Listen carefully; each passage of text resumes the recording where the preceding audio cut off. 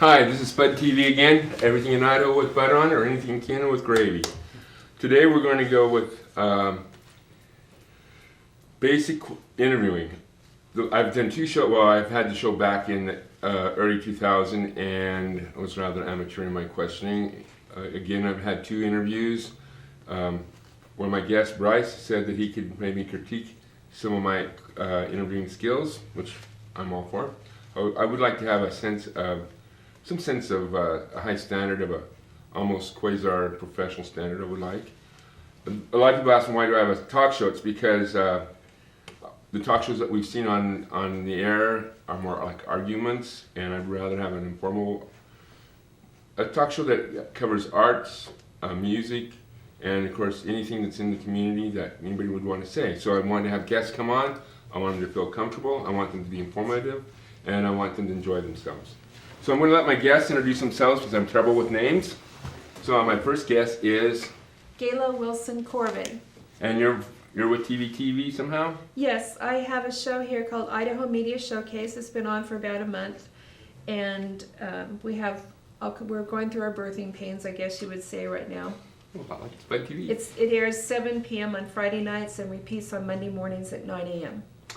Now you have some experience. You said you were in broadcasting or in... I actually started in the media world when I was 15 years old, and if I told you how old I am now, you'd know that was a long, long time ago. That's the day before yesterday. That's not Yes. exaggerated. Then my new friend Bryce. Bryce Cornwell. I just been here at TVC TV, going to Boise State University. You're one of the students, and your job is to overview the I kind of help with the class on Saturdays, and then kind of make sure things are flowing well. We get things done nearly on time. So. And how's now I'm gonna pick your brain. It's gonna be pre-educated for me. What's your credentials for teaching me or showing me or enlightening me? Kind of my background is that I've been in the communications field for a couple of years. This is my third time actually attending the class as a student for TVC TV. So I've been able to see a lot of the shows that we have here, different interview processes, as well as when a couple of years ago I served a mission for my church. And what was your church? The Church of Jesus Christ of Latter-day Saints. I think I've heard of them. Yeah, it's pretty popular here in Idaho. But as a missionary, lots of times it involved asking questions as well as getting feedback and then building conversations based on the interaction and responses that you got. And so also before that I was involved in yearbook production for our high school. In what high school? Westminster High School down in Southern California. Near LA? Yep, Huntington Beach, Long Beach area. I've been to Long Beach one time. My sister would have gone to Nota Vista and Riverside. Oh, cool. Yeah. Now, your name was Gayla, right? Gayla. You introduced the gentleman that's the end of the... Well, this is Nick Corbin. You may have noticed there's a similarity to our last names. This is actually my son, and he's grown up in the media world because of what I was doing work in my career. Okay. Radio, TV, film, So journalism. can we see you on TV? I mean, are you ever on the regular TV? Well, I'm not out necessarily right now. You might see me when we're out covering Idaho Media Showcase. We actually have a host, Lance Thompson. I produce the program, but occasionally I tape promos that we put on TVC TV and also YouTube, Facebook, etc. to help promote our program.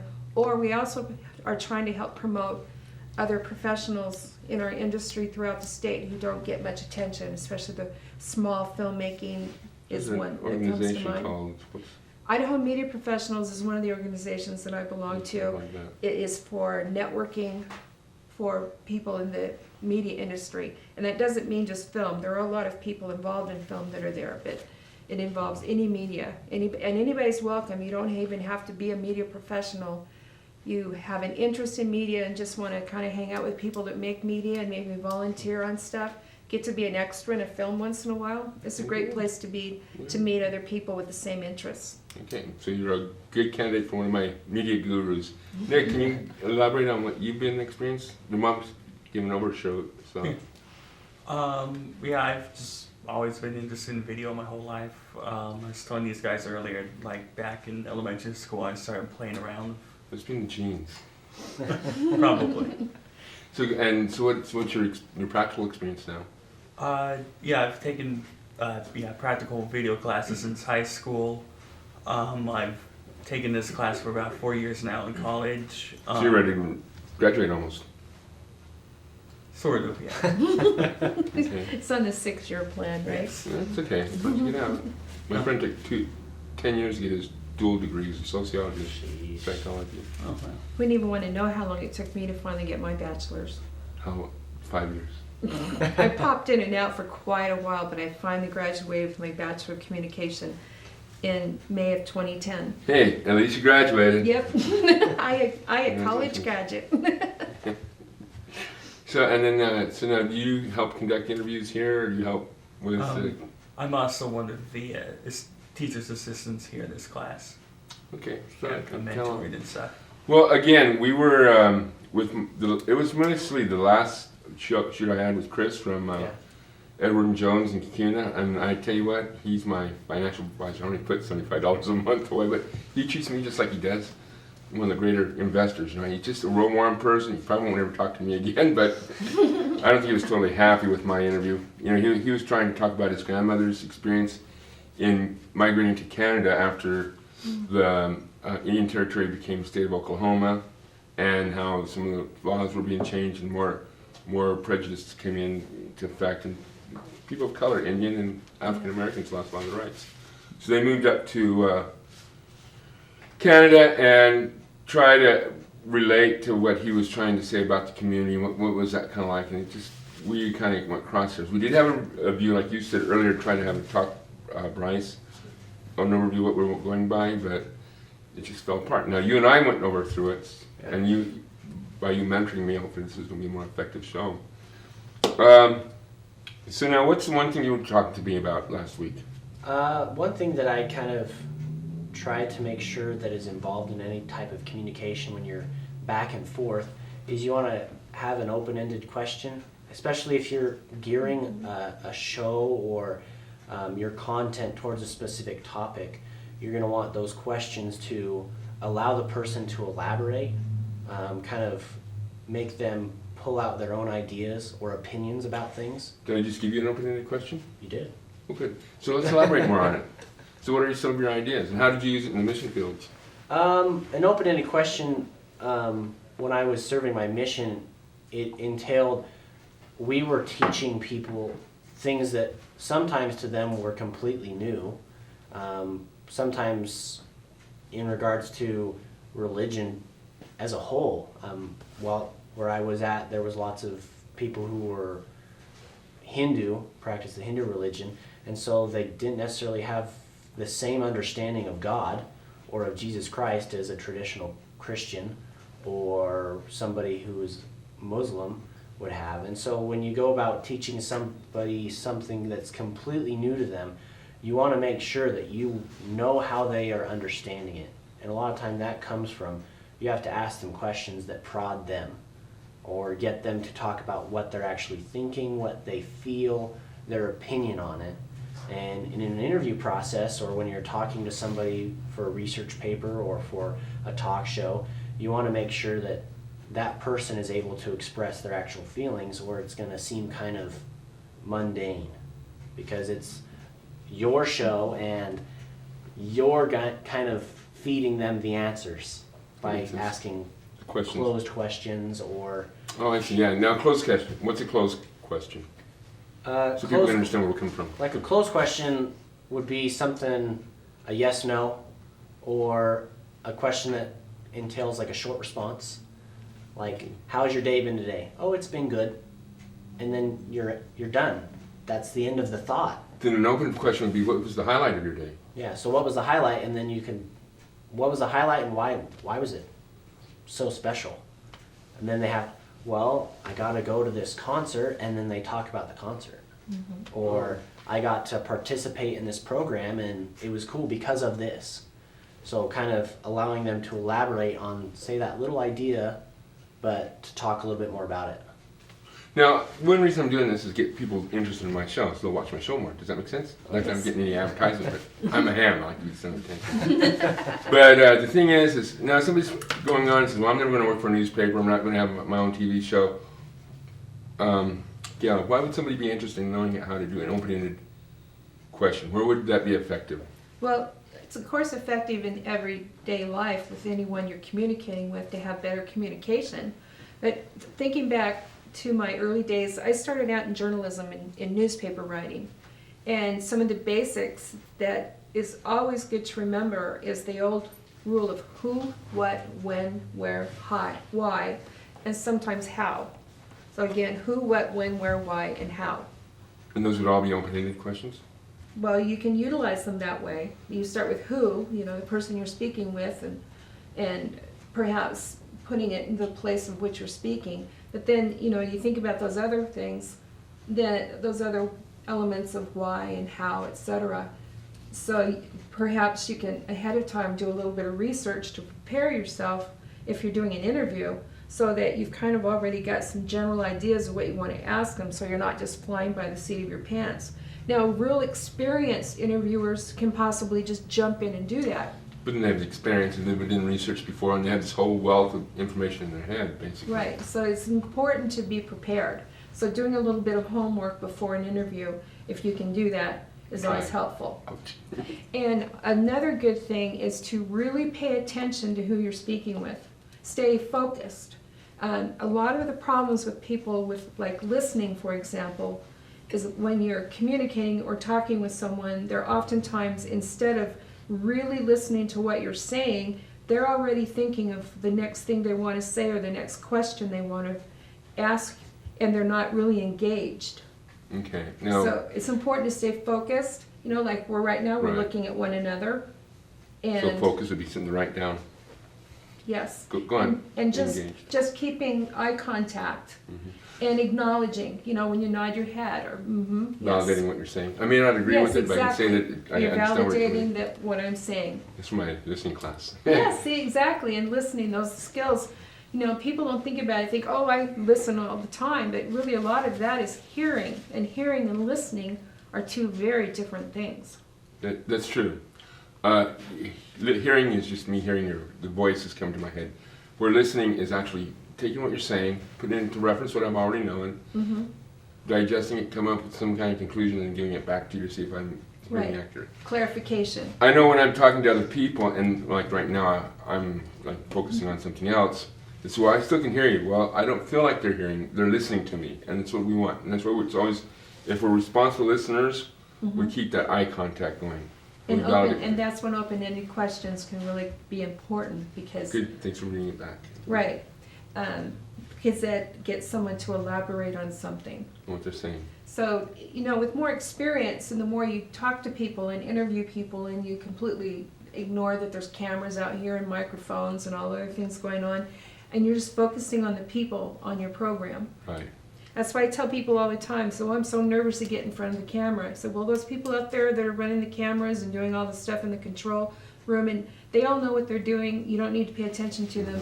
You stay focused on who you're talking to. Besides, nobody ever watched my show. Not joking. Hopefully somebody will. Sorry, I don't what- mean to sound like a lecturer here, but... Your eyes are wandering off. I was wanting to bring you back into the conversation, if that's okay with you. No, it's because mom's talking, probably. Yeah. Do you have anything like when your friends are with you or something? Do you ever feel like you need to use open-ended questions to get what they're thinking or talking about?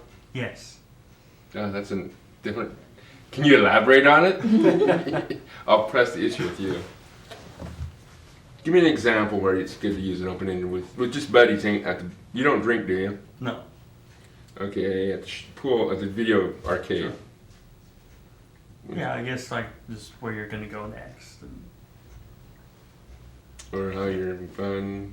What are your favorite games or favorite movies? Or... Do you have a favorite movie? um, Mine's Casablanca. What would be yours? probably The Dark Knight. Why is it your favorite? I've just always been a big Batman fan. Is that true, Mom? Yes, definitely. No, that's an ended question, basically. A yes or no Closed, yeah. question. Yeah, that was a Closed closed-ended question. question. You were asking me for validation. So I would say that you probably have a bunch of Batman comic books at home, Yes. and all the videos that you can get with Batman. Yes. Do you still have Batman sheets? No. Yeah. But what about the Batman costume? Yes. He's got Yes. a really nice Batman costume. And He's when do you gone wear this to- Batman costume? I want to get you away from this yes, no, yes, no. From the, tell him about the comic book conventions. Yeah, comic conventions and stuff, you know. And you wore it there? Yeah, they dress up in costumes when they go to the Comic Con in San Diego, and we're going to one in Seattle Oh, that's nice. later this month. And And do you feel like you're Batman there? Yes. He's been in He's the playing the media. advocate, I Yes, think, right now. I'm not, I probably. think that's a challenge to the Stoic. I would say it's a challenge for me to get him to elaborate on it. So, is this, what kind of a routine do you go in to get into costume? Just put it on like clothes, I guess. Do you change your mindset? I guess so. I mean, like anything we wear, it's like depending on what it is, like it kind of changes your mindset. If it's Is you it know, your really alter nice, ego? clean clothes, you feel maybe a little more confident versus something that's Is it somebody, Woke up is and this, rolled out of the bed. yeah. what did you say? Or like you woke up and rolled out of the bed is totally different than when you dress up really nice. Yes, and you're in costume, you're in your element? Yeah. Okay. Well, Okay. why don't you tell him about how you get into character? Yeah, no, is this a Oh, character? That's what I want to say. Is this a character. character that you're trying to portray? Sort of. It's just I'm Batman. yeah. Well, I mean, I don't like get fully into character. I mean, you know, just kind of just for fun and stuff. Just kind of show your, you know, enthusiasm for this stuff. You're How would you do that? And what's your enthusiasm with Batman? Yeah, what's your enthusiasm? Oh, he's just awesome character. What do you like about him? Just that he's faced a lot of bad stuff in his life and he's risen and overcome it. What's the original character? I mean, what's the story behind him a little bit? Just that he comes from a really wealthy background, and that he really loved his parents as a child, but then they were brutally murdered in front of him, and so then he wanted to go out and find some way of seeking justice. Okay, so that's kind of noble causes, don't you Yes, think? So do you see yourself as a justice seeker? perhaps. You are definitely a talent. So we're going to go on to Bryce. What do you think about Batman? I remember watching Batman as a little kid, and to think about it, it's like he's got all the money, so it's like you want to be him already. But then he's a superhero, and it's like makes it even better. He shares his wealth. in a Yeah, sense. well, He uses it. he uses it, and I mean, the thing that kind of made me like Batman. I mean, I like lots of other comic book characters, some a little bit more, Mhm. but Batman is like, he didn't become a superhero because he got bit by a spider or came from another planet, or he was a human being, He still is and then he took things that he had to make a difference. I mean, you can look at the world today and you can see people that are kind of like that and people that aren't. Like, they have things that are given to them, and then you see how they use it. It's like somebody who's a business owner. How are they using the wealth that they have? And Or resources. what are they doing with what they've been given? I mean, there's people who are even, I guess you could say, don't have a lot in today's world standards that give more than those who have everything compared to that scale. Proportionate to Yeah. what they have. That's like there's a parable that Christ talks about where the person's given 5 talents Yeah, the And parable of the talents. and what they use it for, and the one that doesn't have any, he just hides it and he says, well, you should have just did something Well, with it. at least let somebody use it so that it got use instead of hiding it. Yeah. And that's what you're saying. And it's the hero within all of us. Because, like Bryce, you said, he's not gifted. He's just an average, well, he's got wealth, but that's not a natural gift like, Yeah. X-ray vision or power to read people's mind or whatever. He's just using what he has naturally to fight injustice, right? He's a Democrat. No, don't they use what we give them? As long as it defeats injustice, that's what we want. Just joking. So, all right, then, with you now, how does it make you a better communicator with, let's say, your wife, your husband, or your kids, with your experience? Oh, Bryce, go ahead. Just that when it comes to experience, lots of times the examples that you've had in your life kind of lead you to what you're going to do in your life. And it's kind of another way of communicating that, like your standards sort of. Mm-hmm. And so examples, like I'm sure that Nick's example is his mother and other people that are in his life that he's looked up to. And so his mom has had to live a life that she would want her son to live, or else she can't expect him to live any way different. So just the examples play a very important part of how things go. That makes sense. I'm gonna have a drink of my vodka here. It's really water.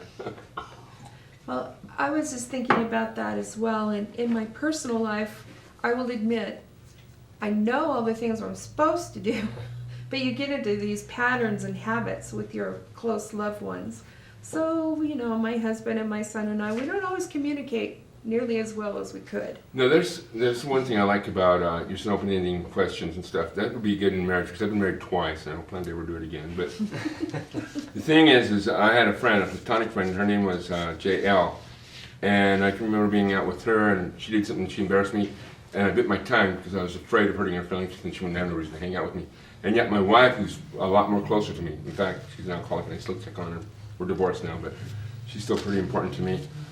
She did something, and I wasn't taught to be very assertive. That's one reason I'm doing the show. And I figured she would not understand my cues. She didn't, and I felt that was more of an attack on me because she should know. She's my wife, you know? Yeah. So I had a higher expectation, and I knew she would be there for me. And so I was more, not abusive, but more critical of her relationship with me. And I felt more pain from that. I don't hang out with JL anymore, but I still stay in touch with my wife. Right. She'll always be one of my little angels. But yeah, and in that sense, when we're communicating, we need to understand the dynamics of the relationship that we're at. Yeah. Mm-hmm. So my guest here, I wouldn't want to insult my guest. I would want to appreciate what you're doing for me, and I would still want to show respect. And each one of your guests are very important to me at the moment that I'm talking to you because you mean your time, and I want to tell you thanks for that. You know what? Yeah. And I want to know what time. Anyhow. I think you've got approximately 6 minutes left. Oh, okay, that's my amateurs coming out. I'm trying to stop 5 that. minutes, maybe. Okay, so we can talk some more. So what do you plan to do, Bryce, when you get out of college with your communication degree? That's always a fun question to ask a college It's an open-ended one, too. When I first got involved in communications department, like, I wanted to get more into advertising. Yeah, you're marketing and communications, yeah. dual. Actually, I'm minoring in marketing. So Okay. major communications, minor in marketing, and then I'm focusing on media production. Okay. And so a lot of it comes from let's see, what would you call it? The interest in the community. I mean, you see lots of businesses where it's like small businesses, hometown, but they don't get a lot of exposure because the advertising or marketing for them isn't there. And then when it comes to the actual, I guess you could say, going around of business, that it kind of, everybody can use some help. It's expensive for advertising, and small businesses can't do it. Yeah. Okay. But now, what do you plan to do with your experiences and your... I'm going to keep working on Idaho Media Showcase and try to help everyone out there in the production world or media world who's not getting much exposure to get a little more exposure. And Nick, what do you plan? I want 5 words, a lot more. Yeah, I'm interested in filmmaking. Do you want to have your own film company someday? Yes. He does have a production company. He does. Oh, if you ever want to hire somebody, you know. Tell him what he does, Nick. Mono-based entertainment. And what do you do? We've done a variety of different projects. Like one? Like what? How many? He's what he has. Oh, When 3 specifically? so far. And that? what's the name of one of them? What's on YouTube? Is it a movie or? Yeah, well, there's one commercial, there's one documentary on Occupy Boise, and then there's one, a short comedy called Illuminated. So it's pretty bribey. Right. Well, and he I- wants to make that into a web series, Illuminated. Well, that would be nice. Okay, I want to tell my guests, Bryce, Gayla, and Nick, thank you for coming and being on my show. And of course, I want to thank the Boise State camera crew, which would be Sarah and Michelle, as well as Al, no, Anthony, and the rest of the crew in the back. I want to tell you guys all thank you for helping with Spud TV. Everything in Idaho with butter, or anything in Kuna with gravy. And I hope that's the end of the show, so we can go to black now. Stay classy, boys.